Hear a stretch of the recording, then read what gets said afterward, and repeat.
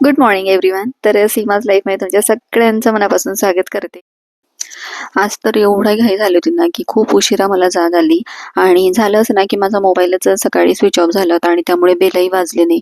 तर अगदी 10 मिनिटात मी पटकन असं पोहे तयार केलं आणि फॅनखाली पटकन गार केलं आणि मग पटापट टिफिनमध्ये भरलं राजसाठी आणि टिफिन त्याला पटकन रेडी करून दिला.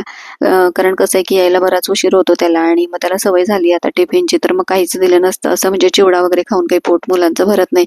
पण म्हटलं काहीच नाही, पोळी भाजी नाही तयार होणार, तर पोहे तरी होईल म्हटलं पटकन तयार. मग तेच त्याला पटापट करून दिलं मी आणि पटकन गार केलं आणि मग इकडे टिफिन वगैरे त्याचा आता पॅक करून दिला. त्यानंतर मग राज निघाला क्लासला. मी मस्त फ्रेश वगैरे झाले आणि मग आले किचनमध्ये. तर आता उठायलाच उशीर झाला होता म्हणून मग पुढचेही दोघं टिफिन माझं लेटच होणार होतं करायला. पण मग मी लागलेच कामाला लागले. म्हटलं चला पटकन फ्रेश वगैरे झाले आणि मग इकडे आता दीदीचं टिफिन तयार करत होते मी. तर आज की नाही तिला टिफिनला वाटाणा बटाटा करायचा होता आणि म्हटलं चला पटापट आता फोडणी देऊया म्हटलं. तर तिला लाल लाल चटणीचाच पाहिजे होता वाटाणा बटाटा. मग त्याचंच वाटण तयार केलं होतं मी. तर कांदा टोमॅटो त्यामध्ये तो एक लवंग टाकायची, त्यानंतर मिरे टाकायची एक आणि थोडीशी दालचिनी टाकायची आणि कच्चं जसं वाटण आपल्याला मिक्सरला फिरवायचं असतं. लसूण आणि कोथिंबीर घालून थोडासा आल्याचा तुकडा पण टाकायचा त्यामध्ये. त्यानंतर मग आता तेलात फोडणी देते. तर तेल घातलंय कढईमध्ये, जिरे मोहरी टाकायचं, त्यानंतर ते वाटण घालायचं आपल्याला आणि तमालपत्र सुद्धा टाकायचं आपल्याला. छान असा फ्लेवर येतो आणि वाटण छान परतून घ्यायचं आपल्याला तेल सुटेपर्यंत. त्यानंतर वाटाणा बटाटा आधीच मी चिरून ठेवला होता. फ्रोझन असलेले वाटाणे माझ्याकडे होते, तेच मी टाकणार होते बटाट्यामध्ये.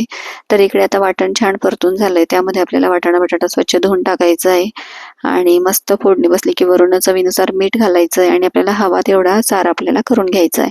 तर या ठिकाणी थोडाच करणार होते मी, जास्त पातळ काही भाजी करणार नव्हते. अगदी थोडाच सार करणार होते. वाटाणा बटाटा शिजेपर्यंत एवढंच पाणी घालणार होते. म्हटलं चला दीदीचा टिफिन इकडे रेडी झाला. त्यानंतर म्हटलं चला आता हाऊंच्या टिफिनला काय करायचं.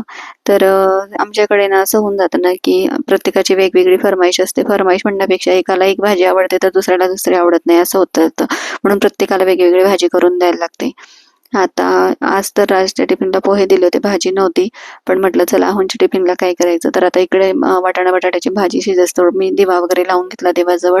अगरबत्ती लावली, हात जोडून नमस्कार केले. कारण कसं आहे ना, की पूर्ण स्वयंपाक होईपर्यंत बराच उशीर होतो. मग 10 10:30 होत असतात.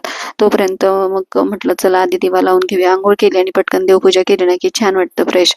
मग इकडे आता माझ्या पोळ्या वगैरे करणं चाललेलं होतं आणि मग आहोंच्या टिफिनला की नाही आज मी हे करणार होते, टोमॅटोची चटणी. तर मग ते म्हटले ठीक आहे चालेल. मग मी म्हटलं चला तेच करून देऊया. मस्त शेंगदाण्याचं कूट वगैरे घालून तेच करणार होते आणि इकडे केली ती पण. त्यानंतर थोडासा मिरचीचा ठेचा पण मला करून घ्यायचा होता आणि टिफिन अहोंचा रेडी झाला. त्यांचा टिफिन रेडी झाल्यानंतर म्हटलं चला बाकीची कामं करून घेऊया आणि बाकीची कामं सगळं क्लिनिंग झाल्यानंतर दुपारी की नाही असा इकडे पाऊस पडायला लागला अगदी जोरात. सकाळी काहीच असं वातावरण एवढं काही वाटत नव्हतं की इतका जोरदार पाऊस येईल म्हणून. पण चांगलाच इकडे पडायला लागला तो आणि जवळजवळ 2-1 तास चालला चांगला.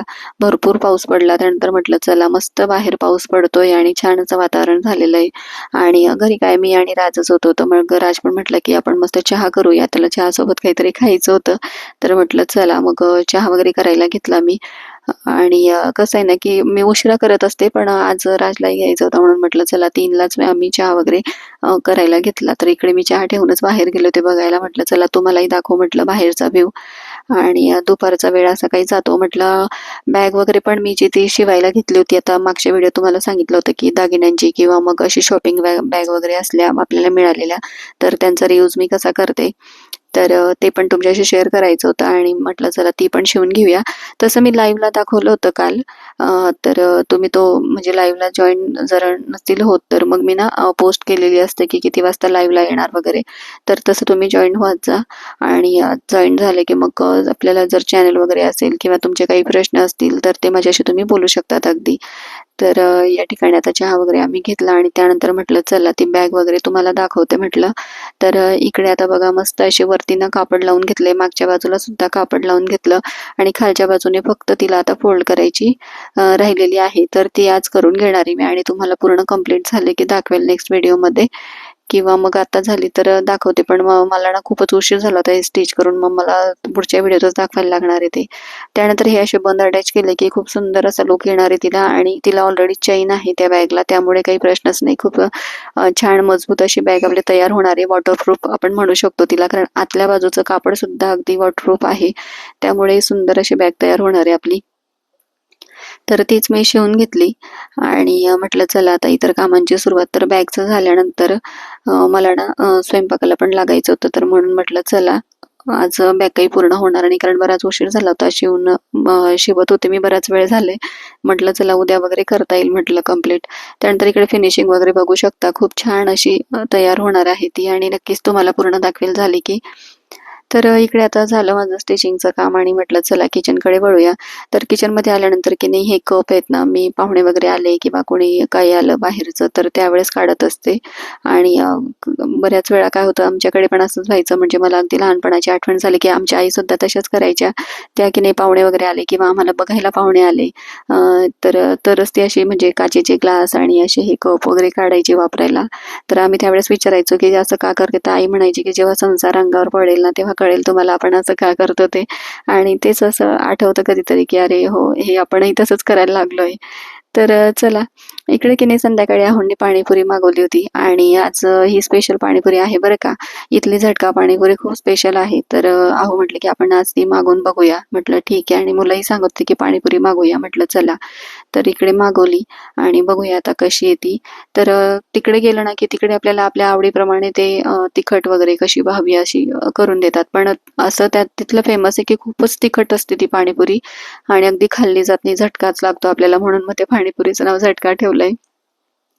तर राहुलनी तर खाल्ली आहे आणि त्यांना झटका सुद्धा लागला होता.